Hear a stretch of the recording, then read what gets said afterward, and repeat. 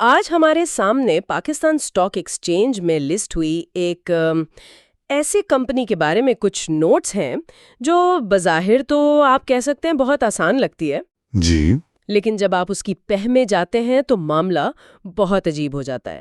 ہم بات کر رہے ہیں پی آئی اے ہولڈنگ کمپنی لمیٹڈ یعنی PIHCLA کی۔ بالکل۔ اور ہمارے سامنے جو میٹیریل ہے وہ بھی صاف صاف یہی کہتا ہے کہ اسے ایک عام ایئر لائن سمجھنے کی غلطی نہیں کرنی چاہیے۔ اچھا، جی، یہ کوئی ایئر لائن سٹاک نہیں ہے، یہ جیسا کہ نوٹس میں لکھا ہے ایک ریسٹرکچرنگ پلے ہے، یعنی اس کی تشکیل نو پر لگا ہوا ایک داؤ۔ ریسٹرکچرنگ پلے، ٹھیک ہے۔ تو آج ہمارا مقصد اسی گتھی کو سلجھانا ہے کہ اس کا آخر مطلب کیا ہے۔ ٹھیک ہے، تو پھر آئیے اس کی پرتیں کھولتے ہیں۔ یہ ایک ایسی کمپنی لگتی ہے جس کا نام تو PIA سے جڑا ہے لیکن اس کی قسمت کا فیصلہ شاید جہازوں سے زیادہ کہیں اور ہو رہا ہے۔ تو سب سے پہلی اور شاید سب سے حیران کن بات جو ان نوٹس سے سامنے آتی ہے جی، وہ یہ ہے کہ PIHCLA ٹیکنیکلی کوئی ایئر لائن ہے ہی نہیں۔ ہاں، یہ کچھ اور ہی چیز ہے۔ ہاں، اسے سورسز کہتے ہیں کہ یہ خاص پرپز وہیکل ہے، جیسے حکومت نے ایک خاص ڈبہ بنایا ہو، بالکل ایک خاص ڈبہ، اور اس ڈبے میں کچھ چیزیں ڈال کر الگ رکھ دی ہوں۔ ٹھیک ہے۔ حکومت نے اصل میں یہی کیا ہے، انہوں نے پاکستان انٹرنیشنل ایئر لائنز کے دو حصے کیے۔ ایک حصہ وہ جو روزمرہ کا کام کرتا ہے، جہاز اڑانا، مسافروں کو لے جانا، کور آپریشنز۔ جی، اور آپریشنز، اور دوسرا حصہ یہ ڈبہ PIHLA جس میں ایئر لائن کے سارے پرانے بھاری بھرکم قرضے اور اس کے ساتھ ساتھ کچھ بہت ہی قیمتی ایسٹس ڈال دیے گئے۔ اچھا، تو صاف ستھرا کرنے کے لیے تاکہ اصل ایئر لائن کو بیچا جا سکے۔ بالکل، تاکہ اصل ایئر لائن ایسی لگے کہ کوئی اسے خریدنے میں دلچسپی لے۔ تو یہ تو بہت عجیب قسم کا ڈبہ ہوا پھر۔ مطلب ایک طرف اس میں اربوں روپے کے قرضے ہیں، جی، اور دوسری طرف نیو یارک کے مینہٹن میں روزویلٹ ہوٹل، جی، اور پیرس کے دل میں ہوٹل اسکرائب جیسی قیمتی چیزیں بھی ہیں۔ اور یہیں سے اس معاملے کی اصل بنیاد شروع ہوتی ہے۔ صحیح۔ اس کمپنی کی کامیابی یا ناکامی اس بات پر ڈیپینڈ نہیں کرتی کہ PIA کی کتنی ٹکٹس بک رہی ہیں، بلکہ اس بات پر کہ اس ڈبے میں جو ایسٹس اور قرضے ہیں انہیں کیسے ہینڈل کیا جاتا ہے۔ کیا حکومت ان مہنگے ہوٹلز کو اچھی قیمت پر بیچ کر وہ بھاری قرض اتار پائے گی؟ تو ساری سرمایہ کاری کی کہانی بس اسی ایک سوال کے گرد گھومتی ہے۔ جی بالکل، یہاں پروڈکٹ جہاز کا ٹکٹ نہیں ہے، یہاں پروڈکٹ مالیاتی تنظیم نو کا پورا عمل ہے۔ ایگزیکٹلی۔ ٹھیک ہے، تو یہ تو ہم نے سمجھ لیا کہ یہ ایک عجیب و غریب مخلوق ہے، نہ پوری طرح ایئر لائن نہ ہی پوری طرح کوئی ریئل اسٹیٹ کمپنی۔ صحیح۔ اب سوال یہ ہے کہ اس کے سب سے بڑے خرچے کیا ہیں، یعنی اس کی انرجی کہاں سے آتی ہے اور اس کا خون کون سی چیزیں چوستی ہیں؟ یہ بہت دلچسپ سوال ہے کیونکہ اس کے جواب سے ہی اس کمپنی کا سارا رسک سمجھ میں آتا ہے۔ ہمارے سامنے جو سورسز ہیں وہ 3 بہت بڑے اخراجات کی نشاندہی کرتے ہیں۔ 3؟ جی۔ پہلا اور شاید سب سے بڑا خرچہ ہے مالیاتی لاگت، یعنی سود کی ادائیگی۔ اچھا، وہ بھاری قرض جو اس ڈبے میں ڈالا گیا تھا اس پر لگنے والا سود۔ بالکل، اور یہ کوئی معمولی رقم نہیں ہے۔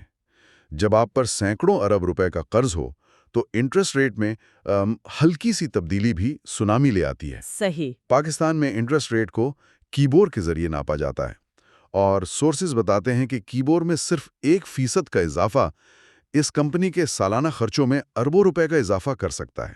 اربوں روپے کا اضافہ؟ یہ سننے میں بہت زیادہ لگتا ہے۔ اس کی کوئی ٹھوس مثال دے سکتے ہیں؟ ضرور، دیکھیں اس کو اس طرح دیکھیں، فرض کریں کمپنی پر 600 ارب روپے کا قرض ہے۔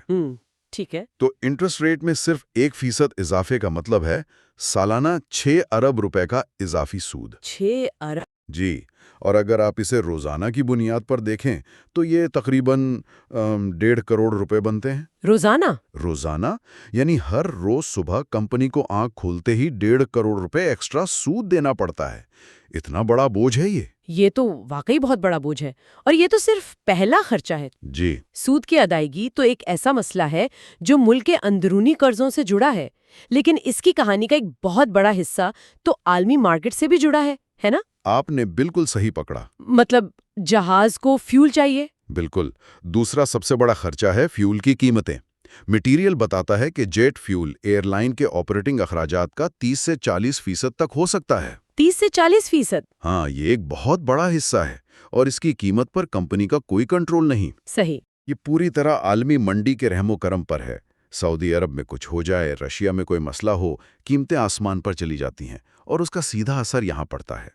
لیکن کیا فیول ہیجنگ جیسے آپشنز نہیں ہوتے؟ نظریاتی طور پر تو ہیں، لیکن عملی طور پر ایسی کمپنی کے لیے جس کی مالی حالت پہلے ہی اتنی خراب ہو، یہ بہت مہنگا اور پیچیدہ عمل ہو سکتا ہے۔ ٹھیک ہے، عام طور پر یہ اس سے بچ نہیں پاتے؟ نہیں، اس لیے سورسز کے مطابق وہ اس اتار چڑھاؤ سے بہت زیادہ متاثر ہوتی ہے۔ ٹھیک ہے، تو ہمارے پاس کراچی میں طے ہونے والا انٹرسٹ ریٹ ہے اور لنڈن میں طے ہونے والی تیل کی قیمت۔ اس عالمی معاملے کا تیسرا حصہ کیا ہے؟ جی، تیسرا بڑا خرچہ ہے ایکسچینج ریٹ کا اتار چڑھاؤ۔ یہ ایک خاموش قاتل کی طرح ہے۔ خاموش قاتل؟ ہاں، دیکھیں، کمپنی کے زیادہ تر بڑے اخراجات جیسے فیول خریدنا، طیاروں کی لیزنگ کے پیسے، نئے پرزوں کی قیمت، یہاں تک کہ نیو یارک اور پیرس کے ہوٹلز کے ٹیکسز۔ بالکل، یہ سب امریکن ڈالر میں ادا کیے جاتے ہیں، لیکن کمپنی کی آمدنی کا بڑا حصہ پاکستانی روپے میں ہوتا ہے۔ اوہ، تو جب بھی روپیہ ڈالر کے مقابلے میں کمزور ہوتا ہے اس کے اخراجات خود بخود بڑھ جاتے ہیں، چاہے کمپنی نے کچھ بھی نہ کیا ہو۔ بالکل، فرض کریں ایک پرزہ $100 کا ہے، اگر ڈالر 280 کا ہے تو وہ 28,000 کا پڑتا ہے۔ اگر ڈالر 300 کا ہو جائے تو وہی پرزہ 30,000 کا ہو جاتا ہے۔ جبکہ پرزے میں کوئی تبدیلی نہیں آئی۔ اب اسی کو اربوں ڈالر کے اخراجات پر اپلائی کر کے دیکھیں۔ یہ تو کمال ہے، یعنی سی او اپنی ٹیم کے ساتھ بہترین اسٹریٹجی بنا لے، لیکن اگر عالمی مارکیٹ میں تیل مہنگا ہو جائے یا اسٹیٹ بینک انٹرسٹ ریٹ بڑھا دے تو سب بیکار۔ آپ نے بالکل درست خلاصہ کیا ہے۔ تو جب آپ ان تینوں کو ایک ساتھ دیکھتے ہیں، سود، تیل اور ڈالر، تو آپ کو احساس ہوتا ہے کہ یہ کمپنی ایک ایسے طوفان میں ہے جہاں لہریں 3 مختلف سمتوں سے آ رہی ہیں، اور ان لہروں کو روکنے کا کوئی اختیار نہیں۔ کوئی اختیار نہیں۔ اس تمام غیر یقینی صورتحال اور ان بیرونی خطرات کو دیکھتے ہوئے تو لگتا ہے کہ اس کمپنی پر نظر رکھنا تقریباً ناممکن ہے۔ صحیح۔ لیکن جو مٹیریل ہمارے سامنے ہے وہ اس مسئلے کا ایک حل بھی پیش کرتا ہے۔ یہ ہمیں ایک واضح واچ لسٹ یا آپ کہہ لیں ایک قسم کی چیٹ شیٹ فراہم کرتا ہے۔ جی، اور یہ واچ لسٹ براہ راست انہی 3 اخراجات سے جڑی ہے جن پر ہم نے ابھی بات کی۔ اچھا، یہ ایک طرح سے ان طوفانی لہروں کی سمت دیکھنے کا بیرومیٹر ہے۔ ٹھیک ہے، تو پہلی چیز کیا ہے اس لسٹ پر؟ پہلی چیز جس پر نظر رکھنے کا کہا گیا ہے وہ ہے انٹرسٹ ریٹ، یعنی KIBO۔ مٹیریل کے مطابق اسٹیٹ بینک آف پاکستان کے مانیٹری پالیسی کے اعلانات پر گہری نظر رکھیں۔ اپنے کیلنڈر پر ان تاریخوں کو نشان زد کر لیں۔ بالکل، ریٹ میں اضافہ بری خبر ہے، کمی اچھی خبر، سیدھا سادہ حساب ہے۔ اوکے، یہ تو سمجھ میں آتا ہے۔ دوسرا عنصر بھی واضح ہے آئی گیس، تیل کی عالمی قیمتیں۔ جی، خاص طور پر برینٹ کروڈ کی قیمتوں کا رجحان۔ اس کا مطلب ہے کہ ہمیں صرف بزنس کی خبروں پر ہی نہیں بلکہ مشرق وسطیٰ کی سیاسی صورتحال پر بھی نظر رکھنی ہوگی۔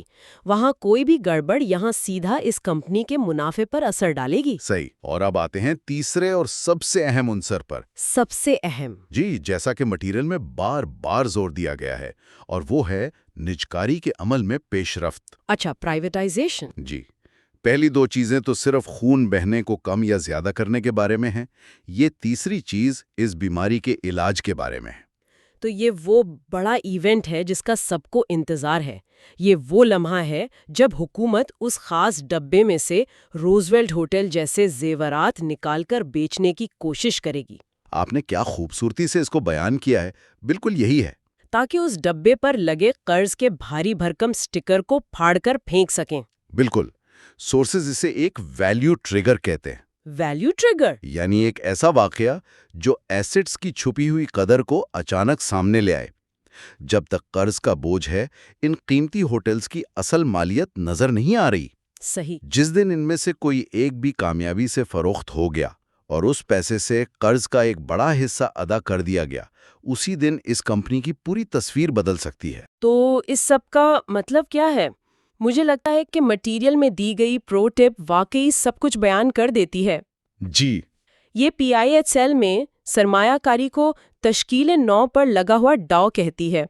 آپ ایئر لائن کی روزمرہ کی کامیابی پر شرط نہیں لگا رہے، بلکہ آپ حکومت کی، خاص طور پر وزارت خزانہ کی ایک انتہائی پیچیدہ مالیاتی منصوبے کو کامیابی سے مکمل کرنے کی صلاحیت پر داؤ لگا رہے ہیں۔ تو آپ اس بات پر شرط لگا رہے ہیں کہ کیا وہ تمام قانونی، سیاسی اور مالیاتی رکاوٹوں کو عبور کر کے ان قیمتی ایسٹس کو بیچ کر اس بھاری قرض سے چھٹکارا پا سکتے ہیں یا نہیں؟ بالکل۔ اس کا مطلب ہے کہ اس کا تجزیہ کرتے وقت روایتی میٹرکس جیسے کہ کتنے مسافر سفر کر رہے ہیں اتنے اہم نہیں ہیں جتنا کہ حکومتی پالیسی، نجکاری کمیشن کی میٹنگز کی خبریں اور عالمی معاشی رجحانات اہم ہیں۔ یہ ایک بالکل ہی الگ دنیا ہے۔ تو ہم نے دیکھا کہ PIHCL ایک بہت ہی پیچیدہ اور غیر معمولی معاملہ ہے۔ یہ کوئی عام سٹاک نہیں ہے۔ بالکل نہیں۔ یہ ایک زیادہ رسک اور زیادہ منافع والی صورتحال ہے جو ایک طرف بھاری قرضوں اور 3 عالمی خطرات سود، تیل، ڈالر سے گھری ہوئی ہے جی، اور دوسری طرف اس کے پاس نیو یارک اور پیرس میں اربوں ڈالر کی جائیدادیں ہیں اور اس سب کے بیچ میں حکومت کا نجی کاری کا منصوبہ ہے۔ بالکل۔ اور یہ ایک اہم سوال پیدا کرتا ہے، اس ہولڈنگ کمپنی کی کامیابی صرف ایک مالیاتی کہانی نہیں بلکہ یہ پاکستان میں عوامی پالیسی اور معاشی اصلاحات کا ایک بڑا امتحان بھی ہے۔ امتحان کس حوالے سے؟ اس حوالے سے کہ کیا ایک سرکاری ادارہ اس طرح کے پیچیدہ مالیاتی ڈھانچے کو کامیابی سے سنبھال سکتا ہے اور اپنے مقاصد حاصل کر سکتا ہے؟ صحیح۔ اس کا جواب مستقبل میں بہت سی دوسری سرکاری کمپنیوں کے لیے ایک مثال بنے گا۔ اس کی کامیابی یا ناکامی بین الاقوامی سرمایہ کاروں کو ایک واضح پیغام بھی بھیجے گی۔ اور یہ ہمیں غور و فکر کے لیے ایک آخری خیال کی طرف لے جاتا ہے۔ جب کسی سرمایہ کاری کی کامیابی کمپنی کی اپنی انتظامیہ کی اہلیت سے زیادہ بیرونی معاشی عوامل اور سیاسی عزم پر منحصر ہو تو کوئی اس رسک کی صحیح پیمائش کیسے کر سکتا ہے؟ جی، یہ بہت اہم نکتہ ہے۔ اور یہاں عقل مندی سے کی گئی سرمایہ کاری اور خالص جوئے کے درمیان کی لکیر کہاں کھینچی جائے؟